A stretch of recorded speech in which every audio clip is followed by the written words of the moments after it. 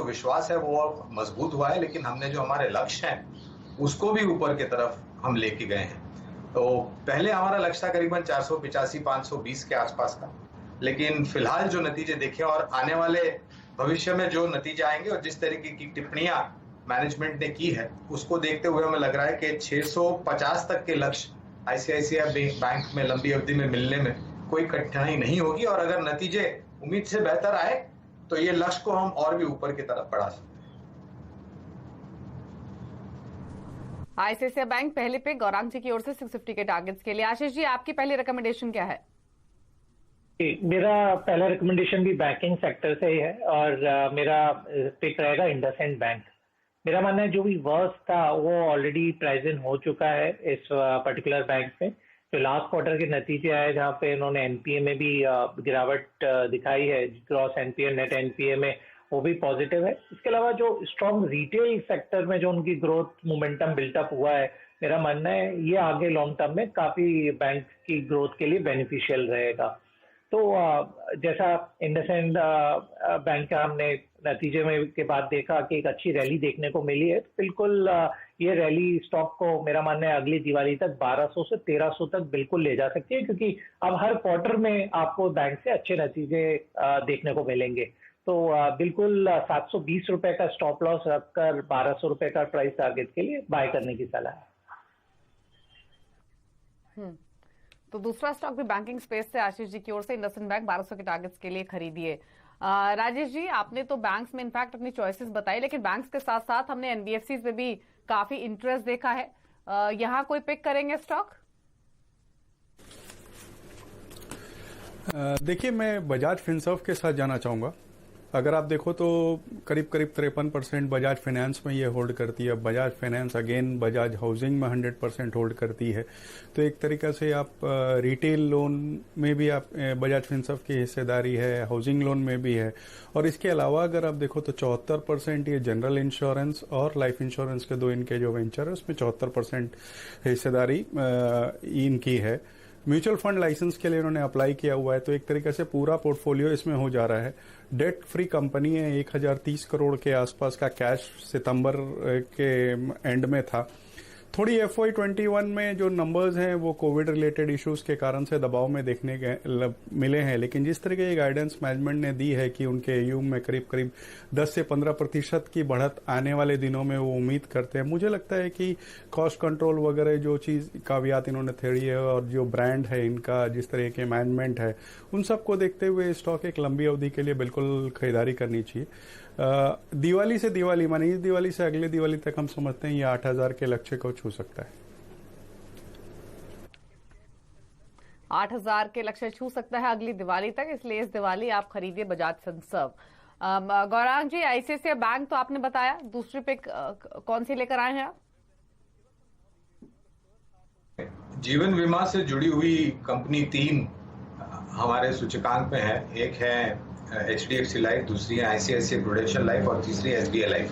अब जब इनका IPO आया था दीपाली, तो IPO के नोट द्वारा हमने लंबी अवधि के लिए IPO में भी निवेश करने की किया था। तत्पश्चात नतीजों के आधार पर हमने एक स्टैंड अलोन तीनों पर ही लंबी अवधि के लिए निवेश की राय दी है। और तीनों में से अगर कोई एक कंपनी अगर आपको पसंद करना हो तो मैं सर्वोच्चम स्तर पर HDFC लाइफ को पसंद करूंगा। और खास करके इस महामारी के समय में लोगों की एक जागरूकता ये हुई है कि पहले तो आप अपना स्वास्थ्य अच्छा बना करके रखें, और दूसरा है आप जीवन बीमा लें, ताकि आने वाले भविष्य में अगर आपको भगवान ना करे कुछ हो जाता है तो आपके परिवारजनों को धराशायी होने की जरूरत नहीं है। उनको सहारा देने के लिए आपकी जो आप बीमा लिया है आपने, उसकी जो पूंजी है वो काम आएगी। और तीसरी देखने वाली बात यह है कि दीपाली, जो संख्या में हमारी जनसंख्या है उसके सामने जितने जनों ने बीमा लिया है, जीवन बीमा लिया है, वो एक लोअर सिंगल डिजिट में आंकड़ा आता है। और जिस तरीके से जागरूकता में परिवर्तन हुआ है, लोग अभी सकारात्मक तरीके से बीमा लेना चाहते हैं, न तो सिर्फ टैक्स बचाने के लिए। और उस आधार पर मुझे लग रहा है कि HDFC लाइफ एक बहुत ही बेहतरीन कंपनी है। इनका जो दूसरी तिमाही का नतीजा आया था वो काफी बेहतर था। लक्ष्य हमने 720 के रखे हैं लंबी अवधि के लिए। तो HDFC लाइफ 720 के टारगेट के लिए खरीदने की सलाह है। तो 2 पिक्स गौरांग जी की ओर से अब तक आपको मिली है, ICICI बैंक और HDFC लाइफ। एक और स्टॉक है उनके पास, वो भी समझेंगे। आशीष जी और राजेश जी के पास भी 2 शेयर्स बचे हैं, तो उन स्टॉक्स को भी जानेंगे। क्विक ब्रेक का यहाँ पर वक्त हुआ है, जल्द वापस लौटेंगे। आप देखते रहिए खास शो।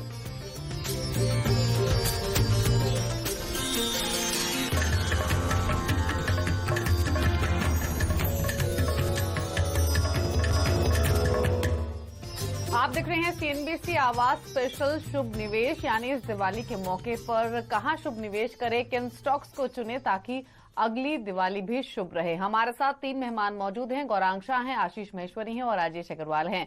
आशीष जी, आपने एक स्टॉक तो रिकमेंड किया इंडसइंड बैंक का, लेकिन आपने शुरुआत में ही ये बात कही कि आप लीडर्स के साथ जाना चाहेंगे, तो बताइए अगले 2 लीडर्स कौन से चुने आपने?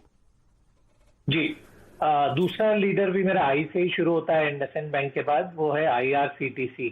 मेरा मानना है कि बहुत जल्दी आप देखेंगे जो लिमिटेड ट्रेन चल रही हैं उसके अनलॉक का जो प्रोसेस शुरू हुआ, तो उसके बाद अगले क्वार्टर से आप देखेंगे कि ऑलमोस्ट सारी ट्रेन दोबारा से अपने रूटीन पे चलना शुरू हो जाएंगी देश भर में। तो जो IRCTC का जो स्टॉक है, जो मोनोपोली कंडीशन में सिचुएशन में ये कंपनी ऑपरेट करती है, तो काफी बड़ा बेनिफिशियरी रहेगा, क्योंकि एक काफी रश रहेगा ट्रेन में दोबारा से जाने के लिए, क्योंकि पिछले 6 महीनों से जो मूवमेंट हुआ लोगों का वो काफी कम हुआ है। इसके अलावा उन्होंने अपना वाटर की कैपेसिटी को धीरे धीरे करके काफी बढ़ा लिया है, जो फूड के प्राइसेस हैं उसमें भी इजाफा किया है। तो मुझे लगता है कि क्योंकि एक फ्लोटिंग स्टॉक भी कम है, क्योंकि सरकार करीब 87.5% स्टॉक को होल्ड करती है, तो बिल्कुल जो इंस्टीट्यूशन बाइंग है वो इस स्टॉक में दोबारा से आने वाली है। तो अभी भी अपने 52 वीक हाई जो करीब 2000 रुपए का था, उसे काफी कम प्राइस पे मिल रहा है। तो बिल्कुल 2000 रुपए का मेरा लक्ष्य रहेगा अगली दिवाली पर IRCTC के लिए। और दूसरा स्टॉक कौन सा है आपका? तीसरा स्टॉक जो है वो भी मेरा आई से ही शुरू होता है, इंटरग्लोब एविएशन।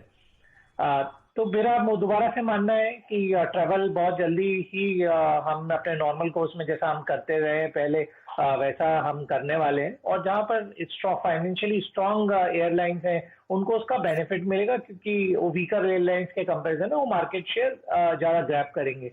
तो ऐसा ही इंटरग्लोब एविएशन के साथ में हुआ है। मार्च से सितंबर क्वार्टर में उन्होंने अपना मार्केट शेयर बढ़ाया है। ऑलरेडी कंपनी के पास में काफी कैश है, कंपनी ने कार्गो बिजनेस को काफी डेवलप किया है इस लॉकडाउन के पीरियड में। तो इसी रीजन से आप देख रहे हैं स्टॉक में हमने एक अच्छा खासा रन अप आते देखा है, और अगले 1 साल में मेरा मानना है करीब 2400 रुपए के लेवल आपको इंटरग्लोब एविएशन में देखने को मिलेंगे। तो IRCTC और इंडिगो, ये 2 स्टॉक्स और हैं आशीष जी की लिस्ट में, जहां पर खरीदारी आप कर सकते हैं। टारगेट स्टॉप लॉस आपकी स्क्रीन पर हैं।